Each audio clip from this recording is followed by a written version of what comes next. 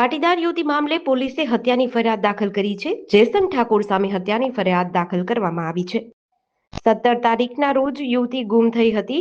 સંગીતા પટેલ નામની યુવતી ગુમ થઈ હતી, ત્યારે 19 તારીખે સંગીતા પટેલની બુટાપાલડી ગામના તળાવમાંથી લાશ મળી હતી। પરિવારજનો 21 તારીખે પોલીસ સ્ટેશન જતા સંગીતાની લાશની ઓળખ થઈ હતી। પોલીસે કાર્યવાહી નહીં કરતા પાટીદાર અગ્રણી વરુણ પટેલે પોસ્ટ કરી હતી। વરુણ પટેલે એસપીની રજૂઆત કરી હતી। ત્યારબાદ જેસંગ ઠાકોર સામે ફરિયાદ નોંધાઈ હતી।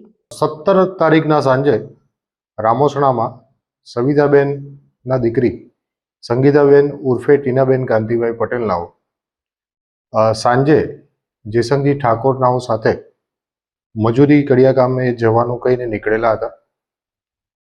જેઓ પરત ન થતા 21 તારીખે તાલુકા પોસ્ટે પરિવાર દ્વારા જાણ કરવામાં આવેલી કે અમારી દીકરી સંગીતાબેનનાઓ જેસંગજી સાથે એવું નીકળેલી છે ને અત્યાર સુધી પરત થયેલી નથી।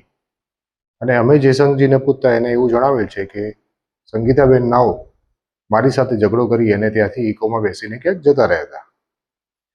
સદર અનુસંધાને 21 તારીખે જ્યારે તાલુકા પોસ્ટને જાણ કરવામાં આવે છે ત્યારે 19 તારીખના રોજ રાત્રે 10 વાગ્યા આસપાસ તાલુકા પોસ્ટને જાણ થતાં કે બુટાપાલડીની સીમની અંદર તળાવમાં એક અજાણી સ્ત્રીની લાશ તરતી મળી આવેલ છે, જેનું પેનલ ડોક્ટર દ્વારા પીએમ કરવાની કાર્યવાહી કરી એડી નોંધીને તપાસ ચાલુ હતી।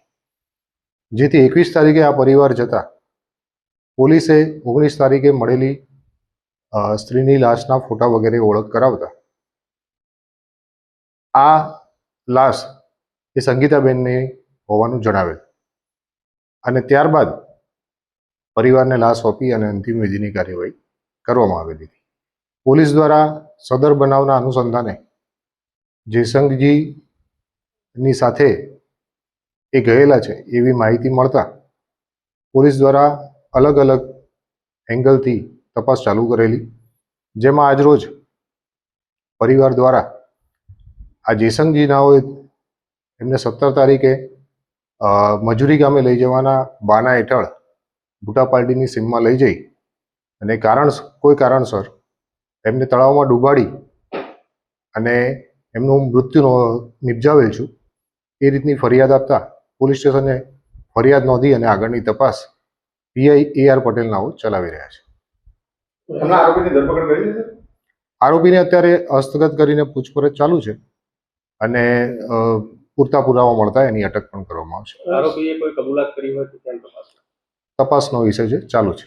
સર, એની માતાએ એમ કહે છે કે 2 જણા છે તો એક બીજો પણ આરોપી છે કે એટલે અત્યારે પોલીસે એને હસ્તગત કર્યો છે। તપાસની અંદર એના રિમાન્ડ પણ લેવામાં આવશે। અટક કર્યા બાદ જો કોઈ હકીકત જણાશે તો એ દિશામાં પણ પોલીસ તપાસ કરશે। જેસંગજીની જે ઘટના સ્થળથી બુટાપાલડીના તળાવ આગળથી ટેકનિકલ કોઈ પુરાવા મળ્યા છે? એ હજુ અમારા પીઆઈ તપાસ કરી રહ્યા છે।